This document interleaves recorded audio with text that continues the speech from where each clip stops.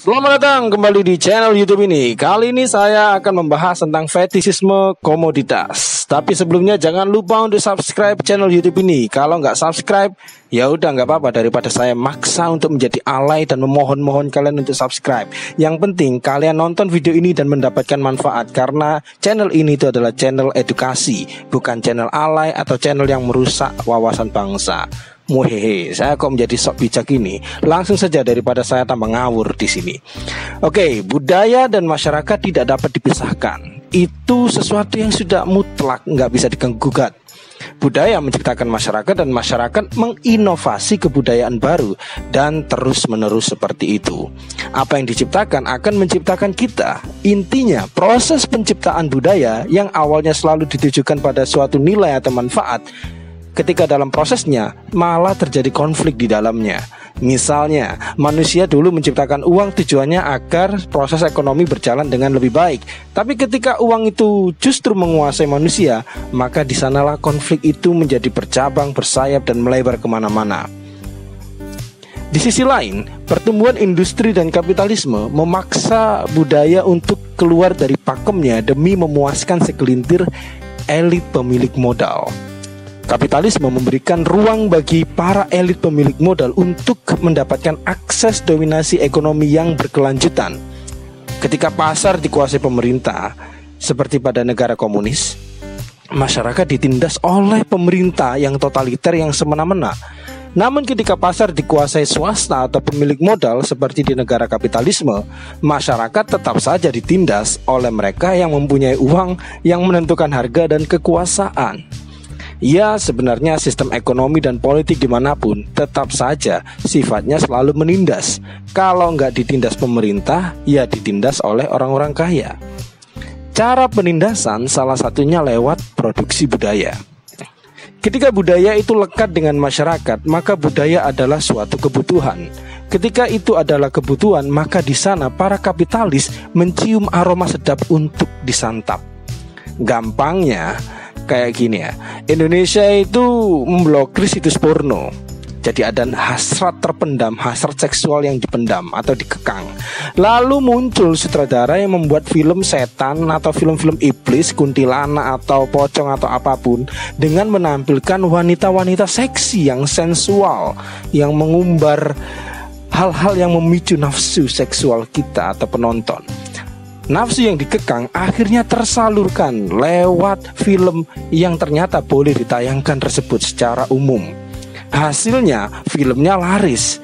Karena laris, pola itu akhirnya diulang oleh produser film lainnya yang membuat film setan, iblis, genderuwo lainnya dengan menampilkan artis-artis yang gak jelas kualitasnya, tapi yang penting montok, seksi, bahenol. Industri semacam ini tidak peduli tentang esensi atau nilai atau moral atau tetek bengek lainnya. Poin utamanya adalah keuntungan.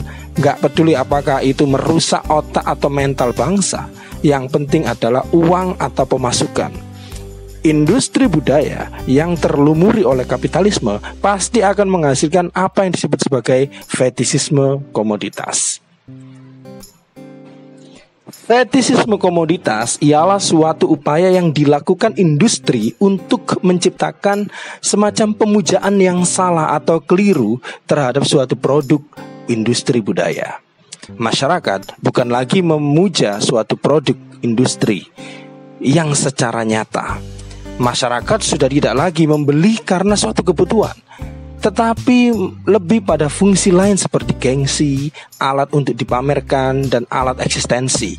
Itu kenapa sifat konsumerisme masyarakat kapitalisme itu cenderung lebih pada eksistensial daripada esensial, lebih pada fungsi sosial daripada fungsi biologis. Pemujaan tersebut itu terjadi karena ada kuasa simbol. Simbol itu bisa saja brand, merek, dan lain sebagainya. Simbol yang kuat menawarkan apa yang disebut sebagai trust atau kepercayaan. Sehingga kalau orang sudah terpercaya atau dikuasai oleh kepercayaan atau diniscayakan pada suatu brand atau merek atau simbol apapun, mau dikatakan kayak apapun ya tetap mereka nggak akan berpaling. Itulah kuasa simbol. Sama kayak cinta. Jadi kalau orang sudah dikuasai cinta, Mereka akan terkekang oleh suatu kenangan atau bayangan dalam pikiran dan akan terbutakan dengan realitas. Maksud saya, mereka tidak bisa melihat realitas karena terbutakan oleh pikiran mereka. Meski disakitin, tetap aja cinta. Meski dibilangin kalau McD itu banyak micinnya, tetap aja Anda beli di McD. Kalau Anda beli di McD itu ya, katanya fast food, harganya mahal. Oke, kalau harga mahal harusnya kita menjadi raja di sana. Tapi nyatanya Anda tetap aja dibodohi. Anda parkir sudah bayar mahal, Anda datang pesan sendiri, bawa sendiri, nggak dikasih sedotan, dan Anda harus membuang makanan Anda sendiri. Dan mereka mendapatkan keuntungan karena dengan begitu mereka mengurangi biaya pegawai, mereka mengurangi biaya sedotan, dan Anda membayar dengan harga yang sama. Anda itu sudah dibodohi, tapi karena brand McD itu sudah melekat dalam pikiran Anda, dalam jiwa Anda sudah menstempelnya itu ya. Dan akhirnya Anda tidak mau berpaling dari McD. Itu kuasa simbol. Bagaimana simbol McD itu ada dalam pikiran dan membutakan realitas bahwa Anda bukan raja. Padahal harusnya dalilnya itu kan pembeli adalah raja. Tapi kalau di McD dibalik, Anda adalah slave atau budak, dan Anda yang harus bayar untuk mereka. Oke, meski dibilang cilok di depan SD itu mengandung boraks, tetap saja Anda beli. Jadi ada semacam kenikmatan semu melalui konsumsi merek atau brand dari suatu produk budaya, dan menganggap hal tersebut adalah suatu kenikmatan yang Anda dapatkan, atau sesuatu yang Anda pikir itu adalah yang sejati dari produk yang memiliki nilai tersendiri.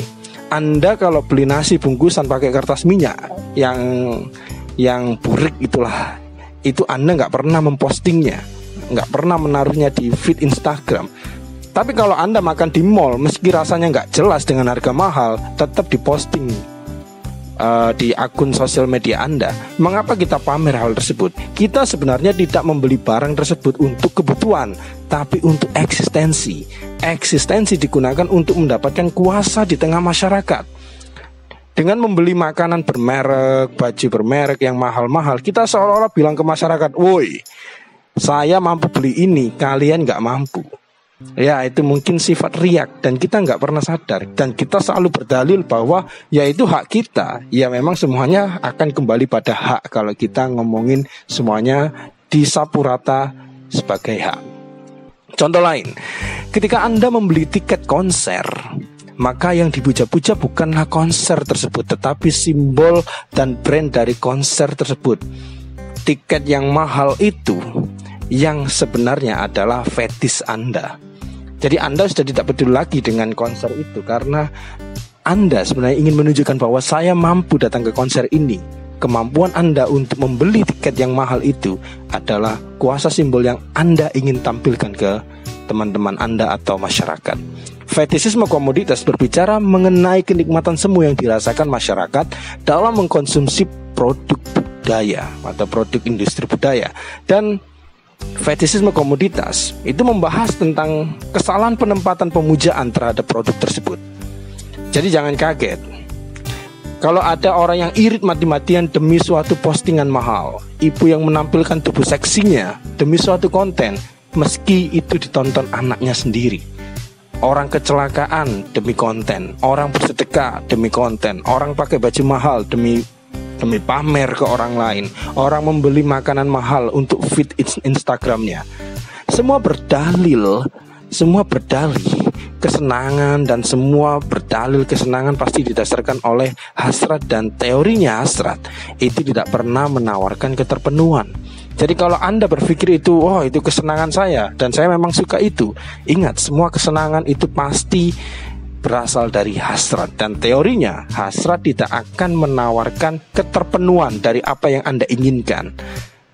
Dan karena memang hasrat tidak menawarkan apapun selain kepalsuan dari apa yang kita pikirkan, itu mengobati jiwa kita yang kosong.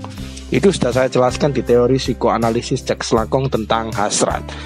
Jadi hasrat itu adalah sesuatu yang membuat kita silau, dan kita berpikir kita mendapatkan sesuatu dari pemenuhan hasrat, sementara hasrat tidak akan menawarkan apapun.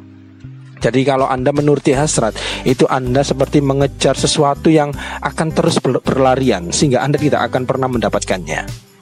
Pada akhirnya dengan pola ketakwarasan seperti ini, Industri budaya membentuk selera dan kecenderungan massa, sehingga mencetak kesadaran sosial atas kesenangan palsu tersebut. Maka dari itu, industri budaya justru berusaha mengaburkan kebutuhan yang nyata, mengaburkan realitas, mengaburkan apa yang sebenarnya kita butuhkan, dan itu diganti dengan kesenangan yang sesaat dan palsu. Industri budaya sangat efektif dalam menjalankan pola tersebut, sehingga orang tidak menyadari atau terbutakan tentang apa yang sebenarnya sedang terjadi.